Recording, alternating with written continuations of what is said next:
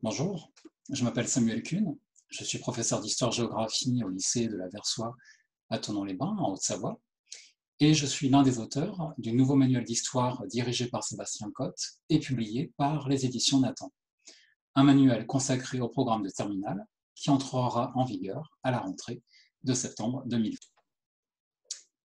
Je vais vous présenter un document que nous vous proposons dans le cadre du chapitre 9. Ce chapitre est consacré au nouveau rapport de puissance et enjeux mondiaux depuis la fin de la guerre froide.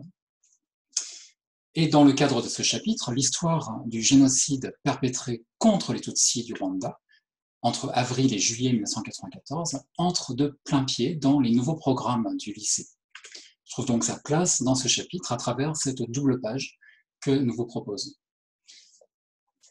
Je vais vous présenter plus précisément le document numéro 5. Ce document est un extrait d'un témoignage d'une rescapée, Irène Mukantsigaye. Un témoignage qui a été recueilli dans le cadre d'un atelier de mémoire et publié dans le deuxième volume des cahiers de mémoire Kigali 2019 sous la direction de Florence Prudhomme. Irène Mukantsigaye a aujourd'hui 60 ans. Elle avait donc 34 ans au moment du génocide. Elle était mariée, mère de 5 enfants, et au cours du génocide, elle a perdu 3 de ses enfants, son mari et pratiquement tous les membres de sa famille. Très pauvre, malade, affaiblie, les années d'après-génocide ont été extrêmement difficiles. Alors ce témoignage qu'elle nous offre permet de voir plusieurs niveaux de lecture, plusieurs niveaux d'analyse. Les propos d'Irène Mukantsigaye permettent d'abord d'entrevoir la violence planifiée, la violence instaurée par l'État. Toutes les régions ont été en effet touchées par le génocide. Elle insiste sur ce point. Tous ont été tués, nous dit-elle. On est bien là dans le caractère intentionnel, systématique d'un génocide dont l'objectif était de faire disparaître l'ensemble de la population tutsi, aussi bien les hommes, les femmes que les enfants. Ce témoignage permet ensuite d'entrevoir comment les civils se sont fait les relais de cette violence organisée.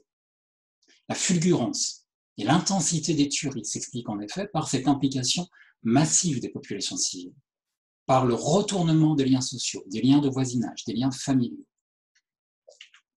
Le document permet de mesurer combien ces massacres ont été méthodiquement coordonnés, relayés depuis le sommet de l'État jusqu'à l'échelle locale, dans chaque région, sur chaque colline. On peut ainsi remarquer l'importance ici de la circulation des armes, notamment des armes à feu. Le génocide des Tutsis ne fut pas, en effet, comme on le dit trop souvent, un génocide à la machette.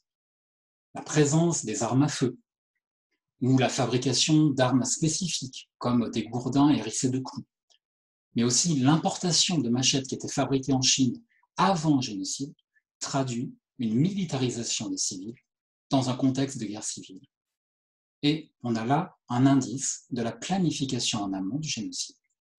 Alors ici, dans cet extrait, sont notamment évoquées les milices Interamwe, ces milices Hutus attachées au parti présidentiel du MRND, qui ont pris une part active au massacre.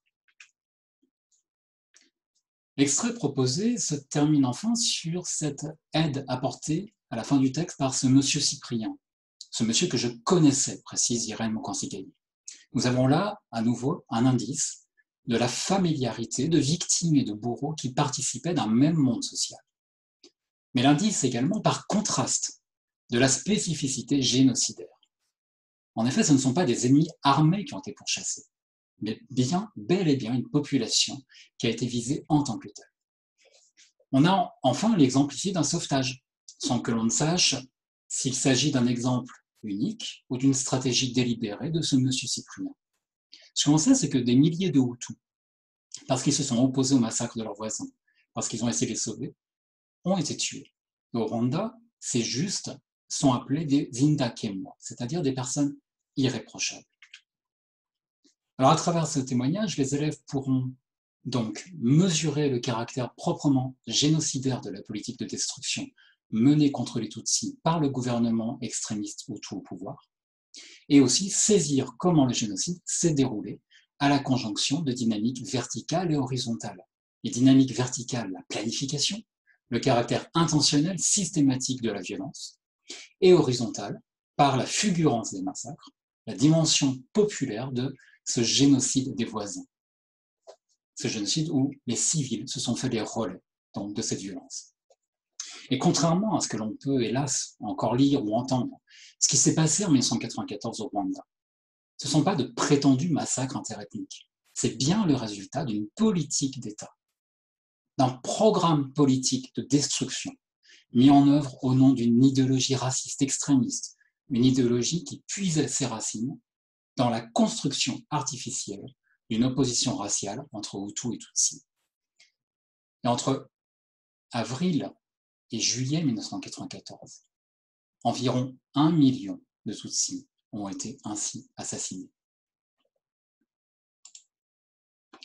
Alors j'espère que vous trouverez dans notre manuel les ressources adaptées à la construction de vos cours, adaptées au travail avec vos élèves. Il ne me reste donc plus qu'à vous remercier. Au revoir et prenez bien soin de vous.